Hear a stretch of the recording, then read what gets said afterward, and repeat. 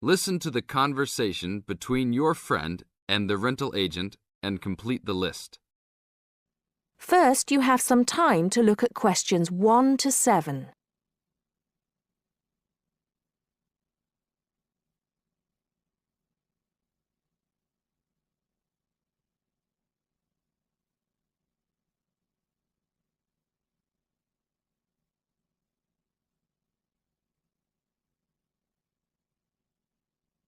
Now listen carefully and answer questions 1 to 7.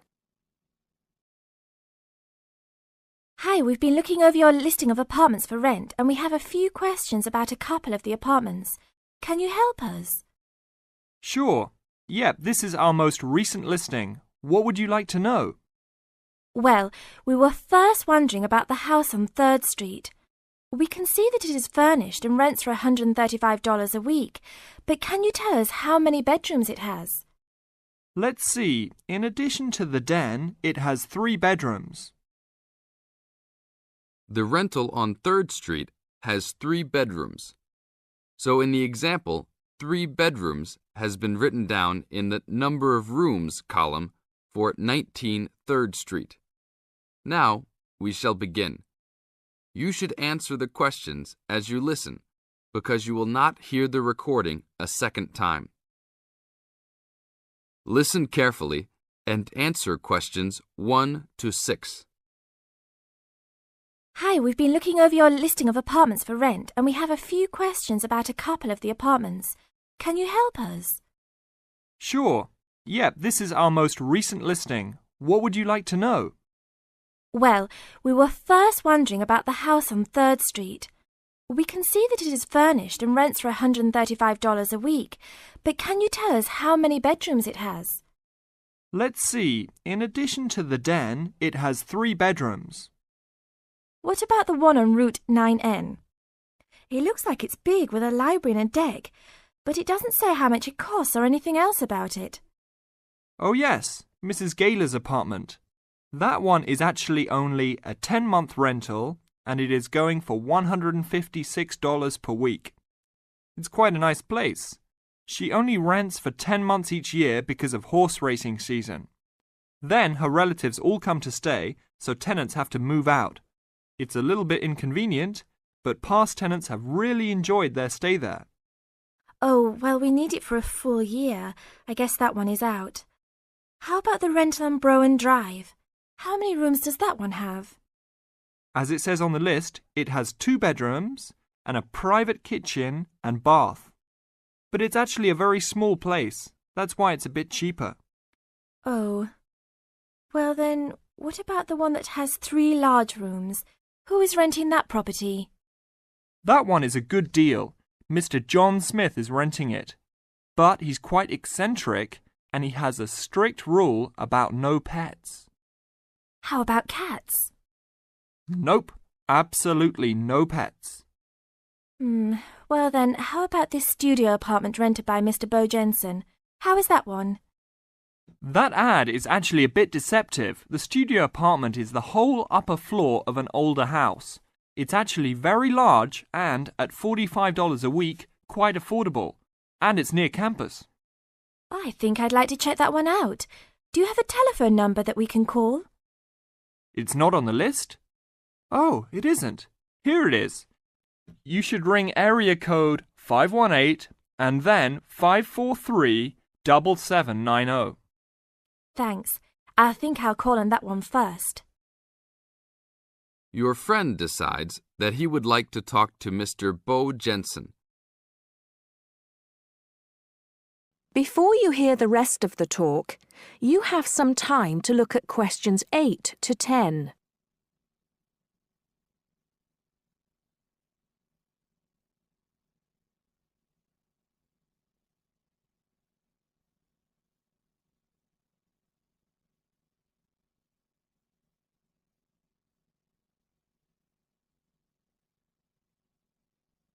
Now listen and answer questions 8 to 10.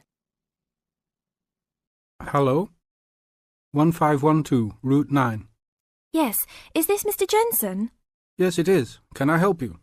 Yeah, we're studying here at university and we came across the rental information for the studio apartment that you are renting. Is it still available? Yes, of course. I actually just placed the ad, and you're the first person to call. Is there anything you'd like to know about it? Yes, actually there is. As students, we are on the internet a lot, and we heard that some homes in the area have high-speed connections. What type of connection do you have there now? Oh, that's an interesting first question. But I guess I have heard that too. But we just have a phone line here. Nothing fancy. I think you can have a cable line installed, but it's just a phone line for now. Okay, well maybe we can do that. What type of heating does the apartment have? Now there's a more traditional question. We have oil heat here. It's an older house. That tends to be a little more expensive during the winter, right? Yeah, but there's nothing to do about it. It would cost too much for me to put in a gas heater. What else would you like to know about the apartment? Well, we heard it was quite big. Is it furnished? Actually, yes. I should have put that in the ad. It has an old couch and a couple chairs, a dining table, refrigerator, stove, and even a dishwasher. Does it have any beds? Yep, it has 2. That sounds great. When is the apartment available? You can have it tomorrow night if you want. I just have to clean up a couple things before you get here. Do you want to come over and see it first? No, it sounds fine to us. I actually know the street too, so I know the area.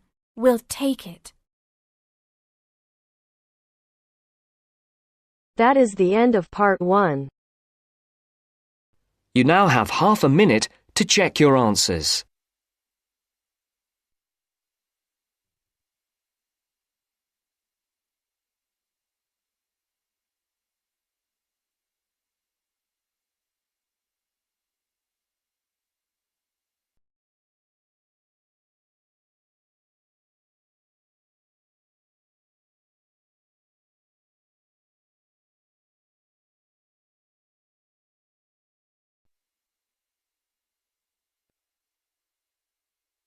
Now turns to part 2. Part 2. You will hear an extract from a talk about employment interviews. First, you have some time to look at questions 11 to 14.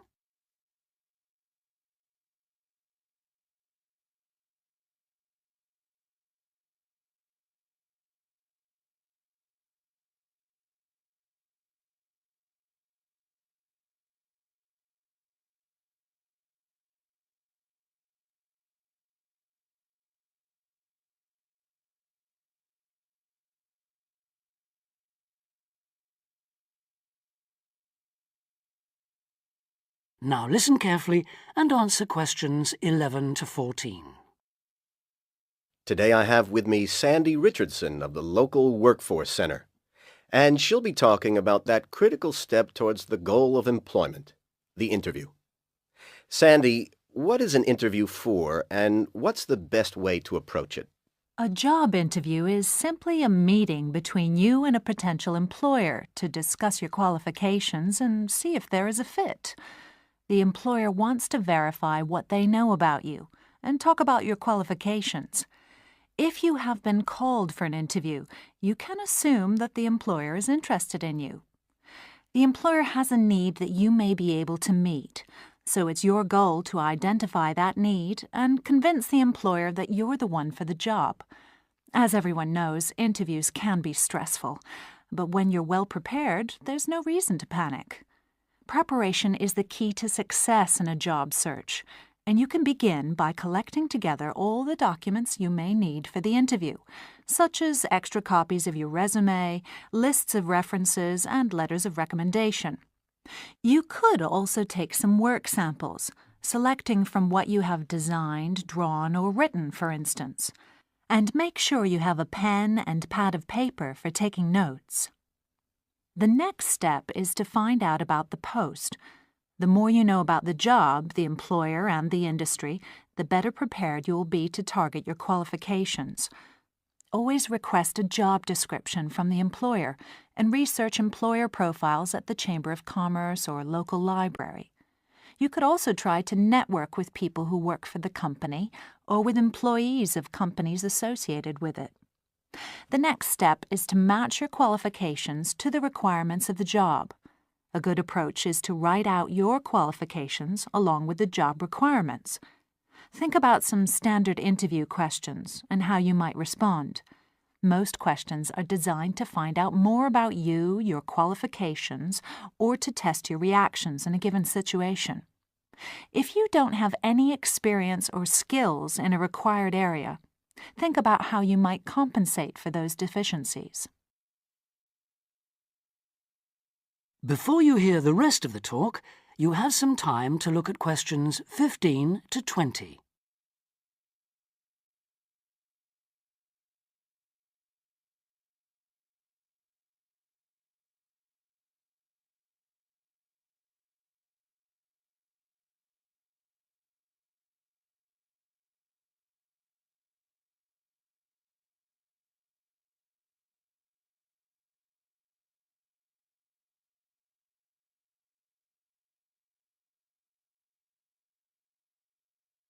Now listen and answer questions 15 to 20.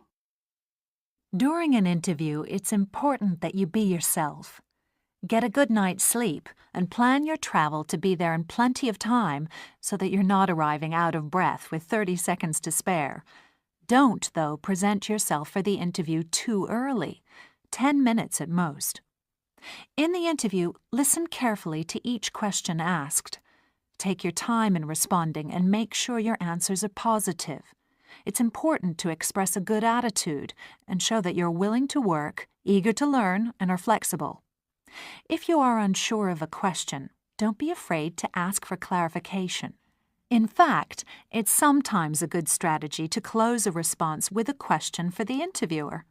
In general, focus on your qualifications and look for opportunities to personalize the interview. Briefly answer questions with examples of how you responded in comparable situations, from either your life or previous job experiences.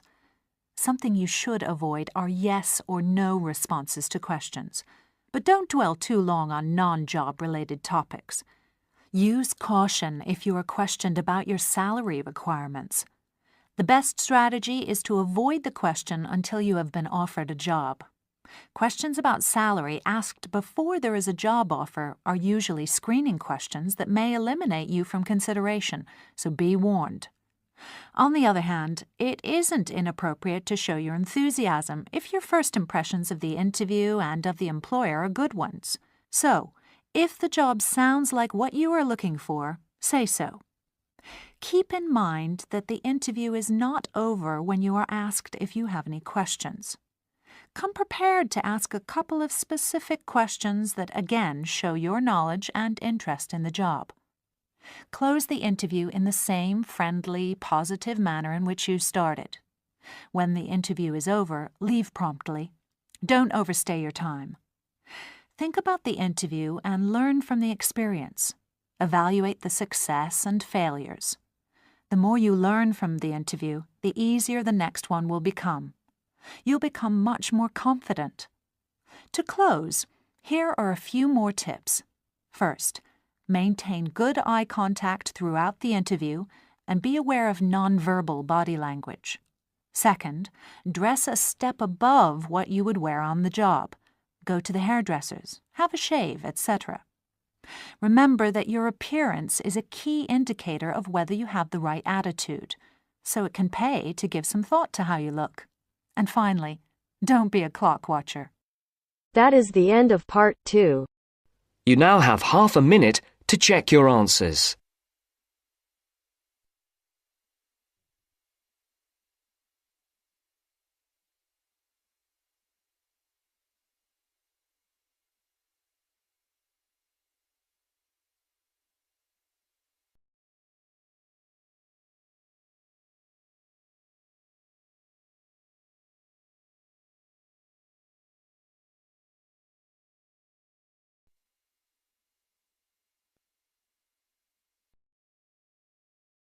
Now turns to part 3.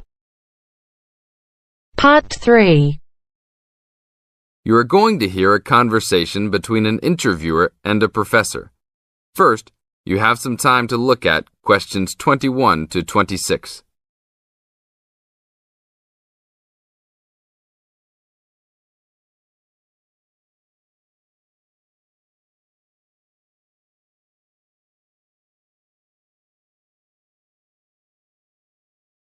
Now listen to the tape and answer questions 21 to 26.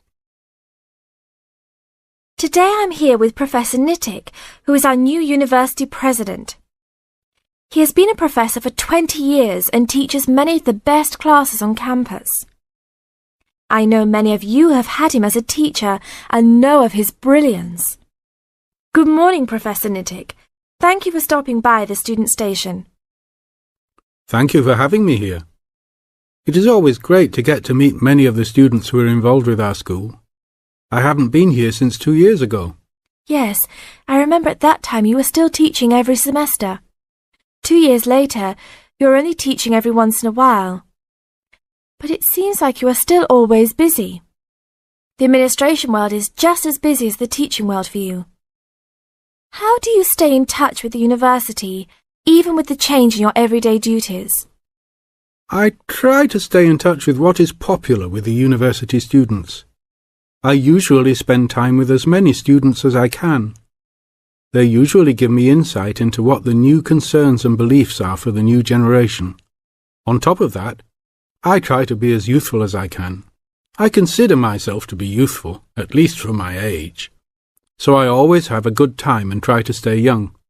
I try my best to not just be a teacher, but also participate in university life. Interesting. So, are you still doing lots of academic work, or are you mostly concentrating on administrative affairs? Well, I mostly do administrative affairs now, but that doesn't mean that I still don't have a very deep interest in academic matters. I often visit other campuses around the world and meet other professors in my field. I learn the most by travelling and seeing the different places of the world and the different fields of thought.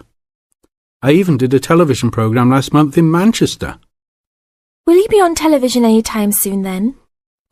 Well, you can call the television station and see if I will be on television any time soon. Maybe I will be on the news report. I don't think it is really that significant, though. Oh, really?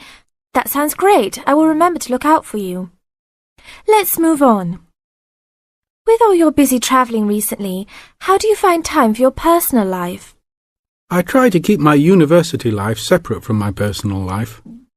Sometimes it's hard to find time to just take my wife and 3 kids out for a family dinner, but usually we all manage to get together every few days. I'm taking a few weeks off next month to take my family down to South America, to Brazil for a few days. I can't wait to just sit on the beach. Wow, that sounds like a wonderful trip. Professor Nittick, could you tell the audience a little about what goes on in an average day of a university administrator? An average day? Oh, I don't think there is such thing as an average day for me. The last few weeks I've been travelling all the time. I can be in Los Angeles in the morning and in New York by the afternoon and back to Los Angeles by the evening. Sometimes I will spend the whole week at a new university, showing the new administrators the ins and outs of running a university. Sometimes I can spend the whole day in the office on the phone. So there really is no average day for me. I guess that is because I do so many different tasks. Sorry to let all the viewers down, but that is the plain truth. Now look at questions 27 to 30.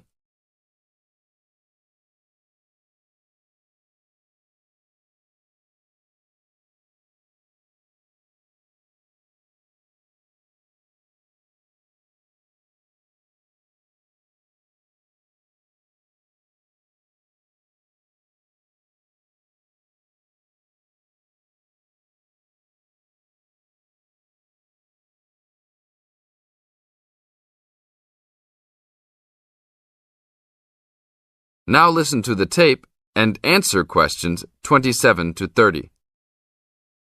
Well, I guess I can sum it up for them. You are a busy man. That is probably a good description. So, are there any immediate plans for the coming few weeks? Well, I'm in Los Angeles for the next 2 days, and then I fly to Colorado to meet a new prospective professor for our university. I will be in Colorado for about a week. Then I go to Japan for the next 10 days to meet with our university branch in Japan about record sales there. After that, I return to Los Angeles for a week, just in time for the graduation of the class of 2001. There you have it, my next month's schedule. Thank you very much, Professor Nittick. I always enjoy having you on our show. We hope to have you back on our show next time.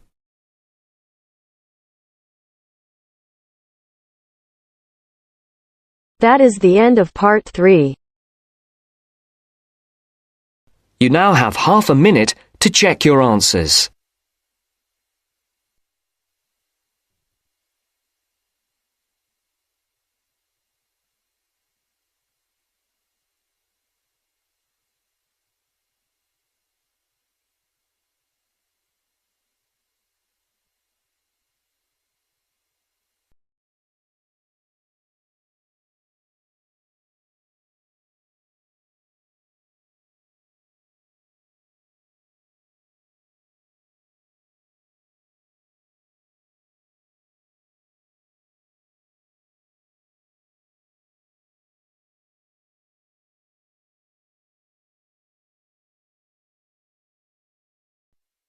Now turns to part 4. Part 4. Now listen to the second part of the lecture. As you listen, complete the notes below. First, you have some time to look at questions 31 to 40.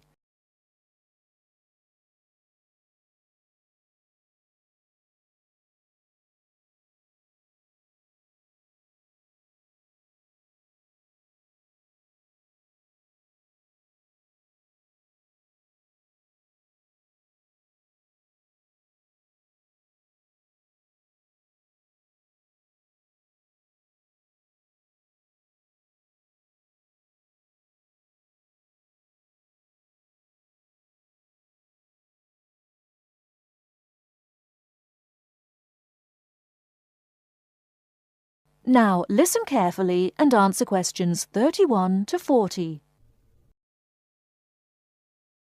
Many typically American characteristics, individualism, self-reliance, informality, punctuality, and directness, are a result of those values mentioned earlier.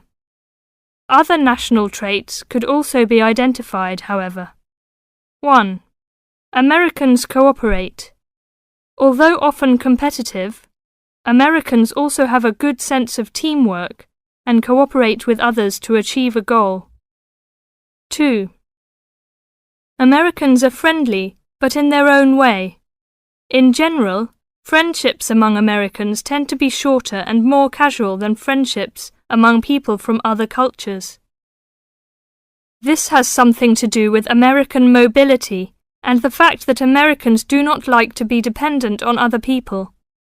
Americans also tend to compartmentalize friendships, having friends at work, family friends, friends on the softball team, etc. 3. Americans ask a lot of questions, some of which may to you seem pointless, uninformed, or elementary. Someone you have just met may ask you very personal questions. No impertinence is intended. The questions usually grow out of a genuine interest. 4. Americans tend to be internationally naive. Many Americans are not very knowledgeable about international geography or world affairs.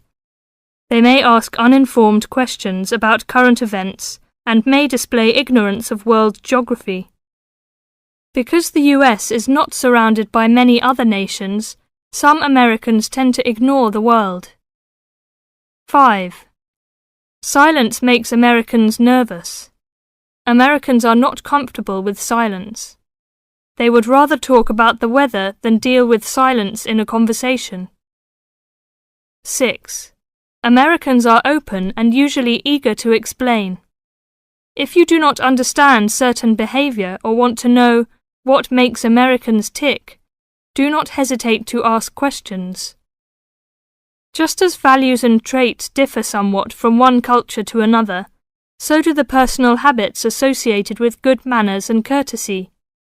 While very often there does not seem to be any particular reason why a particular way of doing something is considered good manners, observing these cultural rules will make Americans more comfortable with you, and therefore you with them. It is, of course, impossible to cover all the possibilities here. If you are unsure in a situation, just ask. Americans like to be helpful. 1. Queuing up or lining up is essential.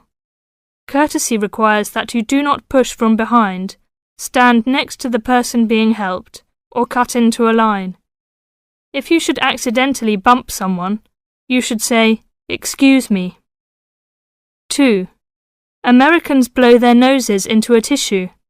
Spitting, clearing phlegm, or sniffing as from a cold are considered rude. 3. It is considered poor manners to slurp, chew noisily, or open your mouth while chewing. 4. Questions are seen as a good way of getting acquainted, but questions about a person's age, financial affairs, cost of clothing or personal belongings, religious affiliations and sex life are considered too personal for questioning, except between very close friends. 5. Men generally do not hold hands or link arms in public with other men. This is somewhat more acceptable between women and quite common between men and women. Now, a few words about personal safety.